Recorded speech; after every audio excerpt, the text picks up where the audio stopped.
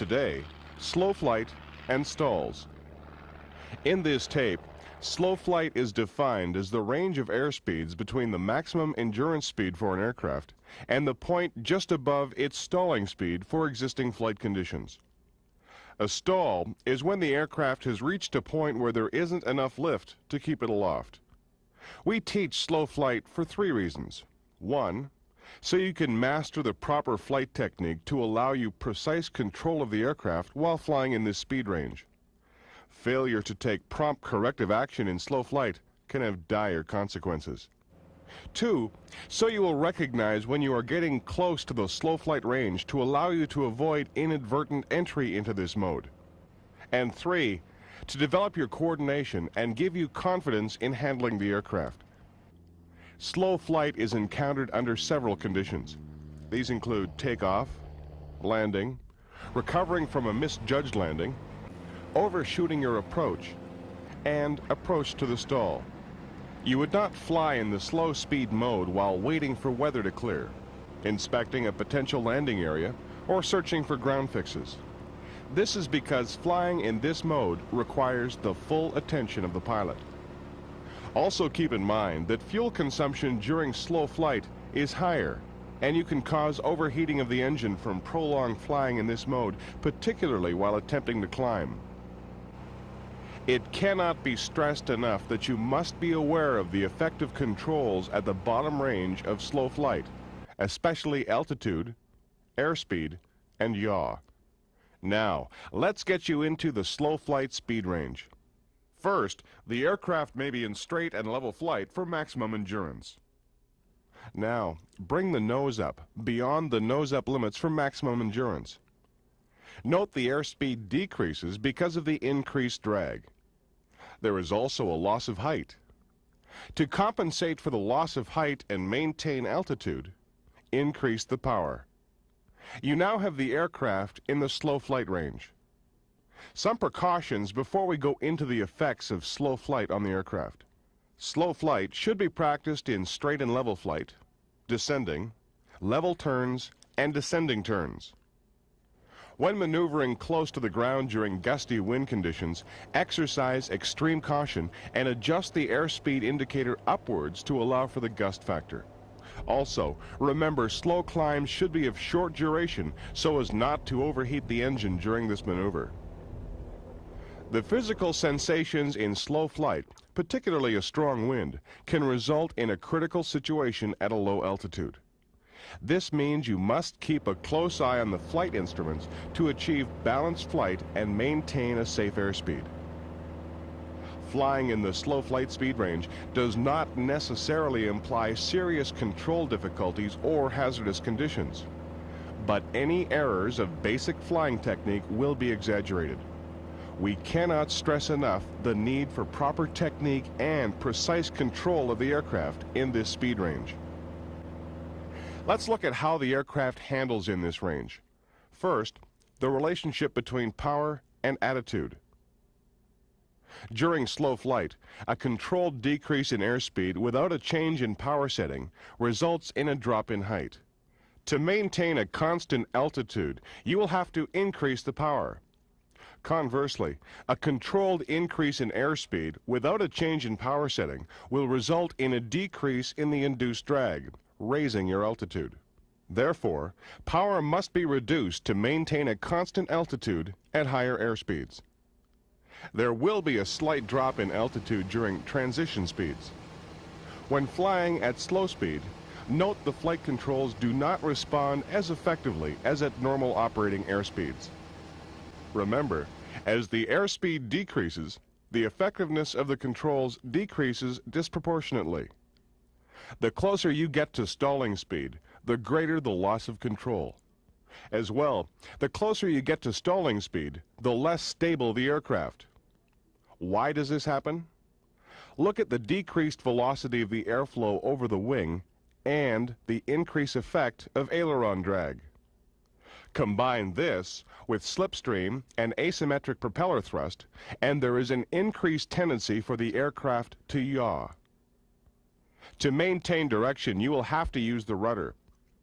When the aircraft begins to yaw, Immediately apply the proper rudder pressure and increase power to maintain altitude. As your speed drops further, more power is required to maintain your rate of descent.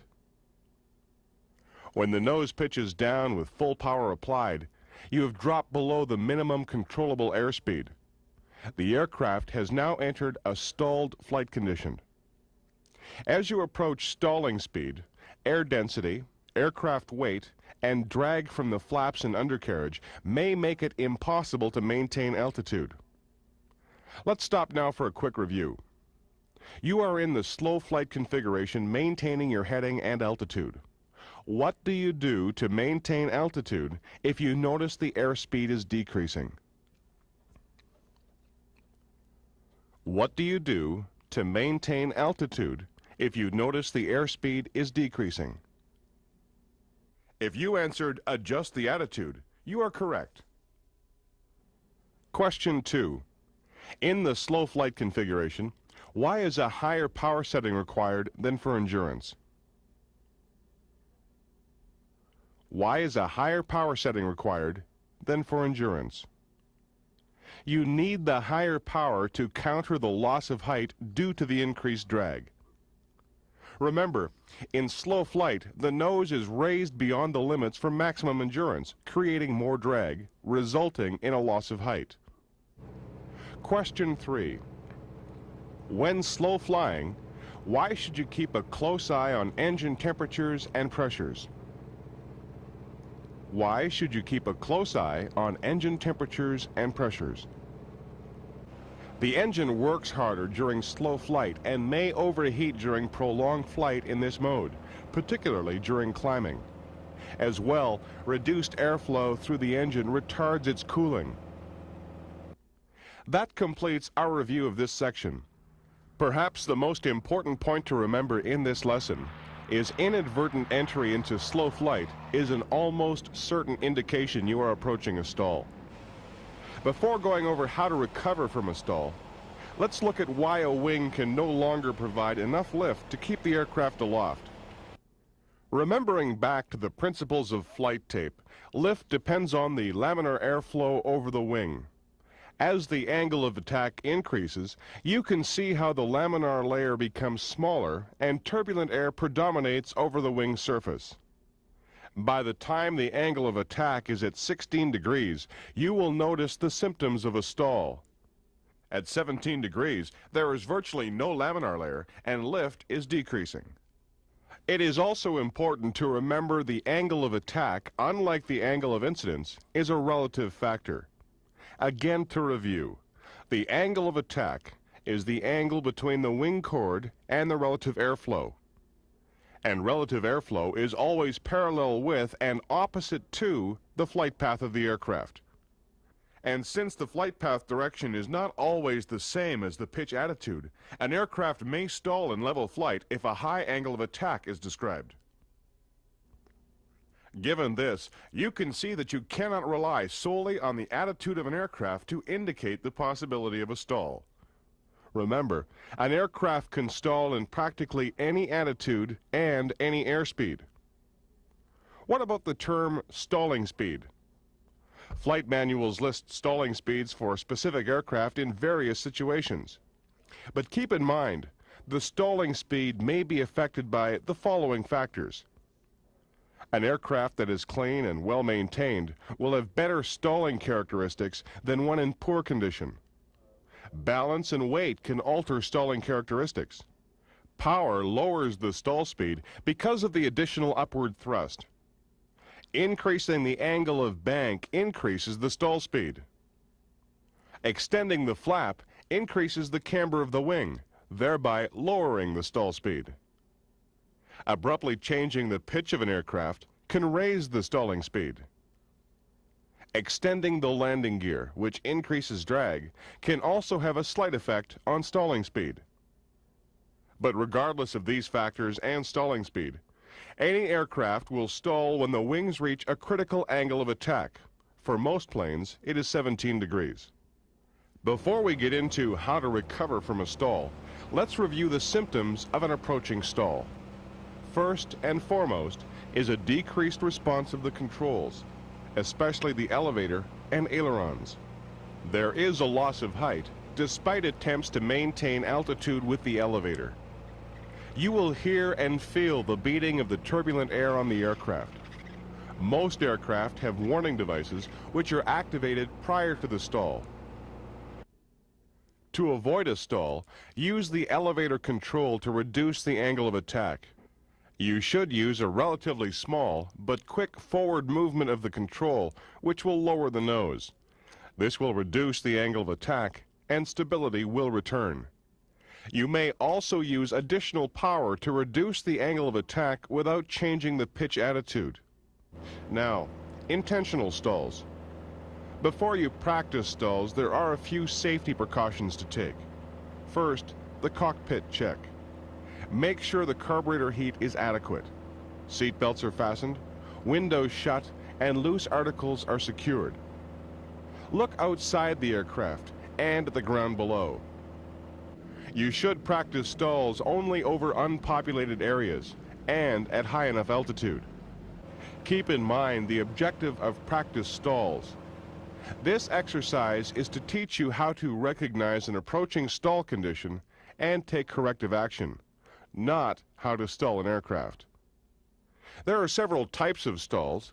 They are the power off stall, power on stall, acceleration stalls, high speed stalls, secondary stalls, and stalls during turns and takeoff. A power off stall is generally entered from straight and level flight. First, close the throttle smoothly and keep the plane level by pulling back on the control column. As the airspeed decreases, you will enter the slow flight range. You will notice a diminishing response from the controls. Now, raise the nose as you would in a normal climb, and the aircraft will stall. Use the rudder control to keep the plane straight. How do you exit the stall condition? Remember the basic rules.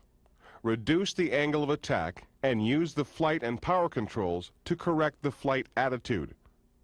First, as soon as you notice the stall condition, lower the nose. This reduces the angle of attack. In most cases, you should only have to push the control column forward to about the neutral position. Pushing it too far forward may put a reverse load on the wings and slow the recovery. Second, increase the power, but do not slam open the throttle, as this may cause the engine to sputter and you will lose power when you need it the most. As soon as you've recovered from the stall and regained cruise attitude, set the power to normal. Recovery from a stall should involve as little drop in altitude as possible. Use the rudders to control direction and level the wings with the ailerons. One point to consider when practicing stalls: don't raise the nose too far above the horizon to get the aircraft to stall. Using less pitch will give you a more realistic feel of what an accidental stall will look and feel like. In practicing stalls from descending turns, be sure to continue the turn at a constant rate until the stall occurs. Then use the standard procedure and recover straight ahead with the least loss of altitude. Failure to enter the stall properly could cause a wing to suddenly drop.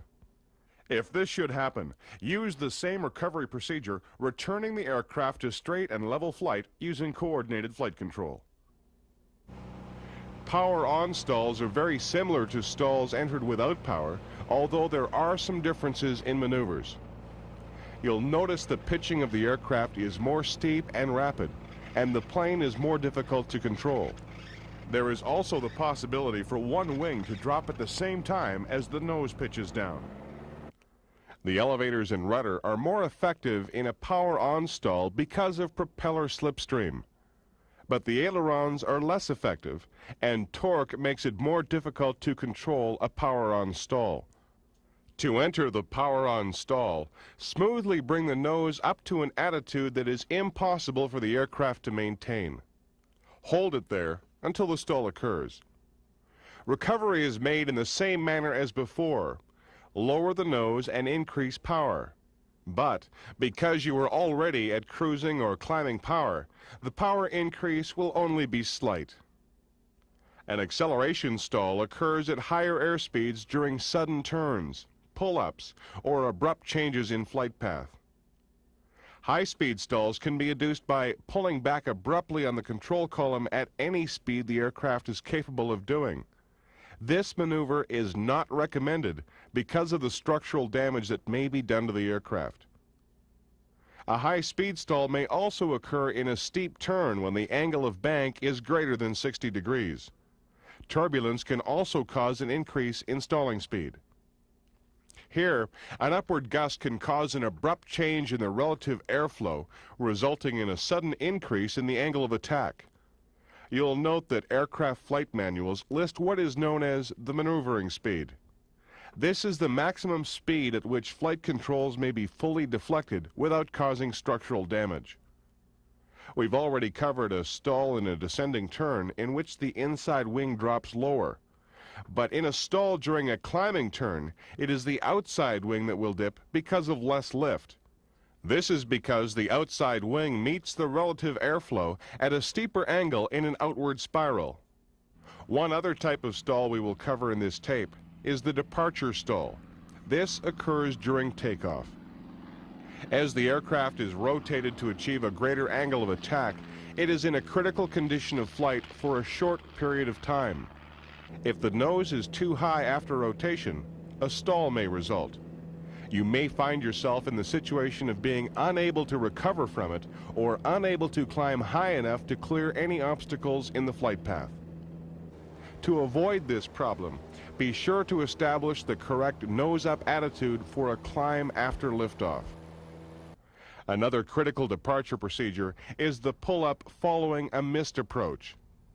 Usually, when you decide to abandon a landing, the aircraft is level instead of nose down.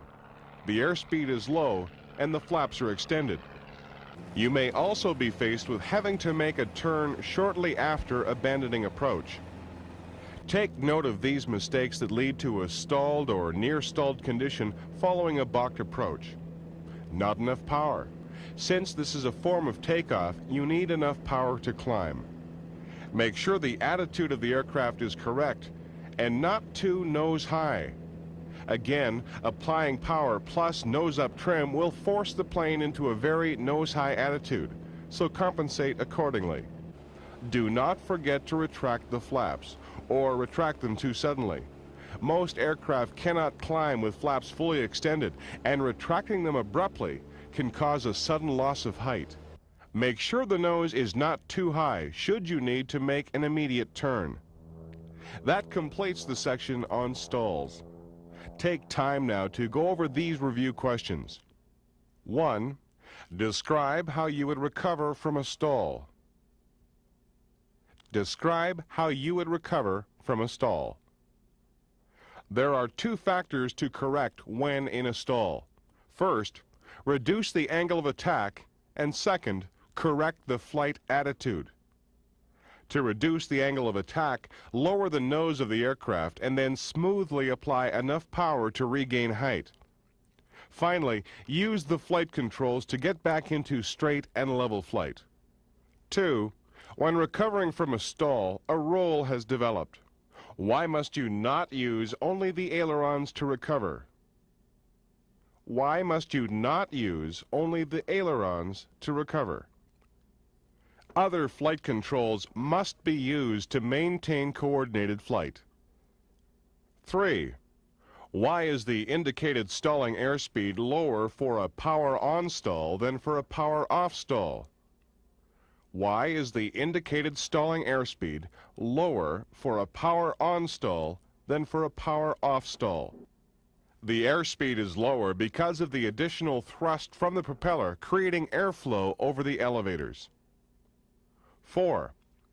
Is it possible to induce a stall during recovery from a high-speed dive, even if the aircraft is in the normal cruise attitude? Is it possible to induce a stall during recovery from a high-speed dive, even if the aircraft is in the normal cruise attitude? Yes. This is because incorrect pitch control can lead to a high angle of attack. Again, the aircraft's position in relation to the relative airflow has to be considered.